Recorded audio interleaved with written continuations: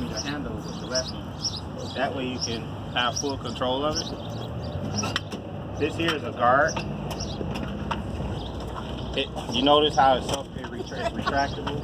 So that's part of the safety feature. So the moment you get off the wood, as you're pushing through the wood, the guard is going to go with it, right? Push back. The moment you come through the wood, it's going to drop back down. Okay, so that's part of the safety feature. If you ever get in the trades, you'll see guys where they'll put a wedge here to keep it up. That's very dangerous. If the saw ever kicks back on you, you don't have nothing to protect your body, right? So the blade can get to you. See how quick that comes back, retracts back? So by the time that kicks back, this should be able to drop back down. If it's wedged, you're going to the hospital.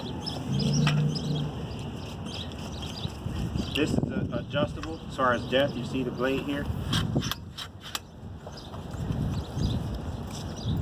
It goes up and down.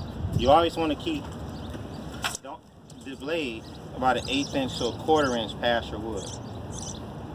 In the building trades, in the safety manual, it's going to say about an 1/8 inch. But depending on the wood you're cutting, sometimes you want to keep it short so less binding.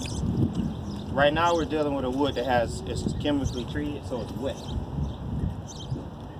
So you might get a little bit more binding out of it just simply because it's wet.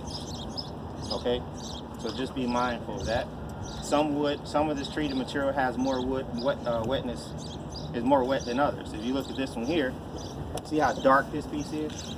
That's going to be a good indication it's got more fluid in it right now. These lighter ones had more time to dry out.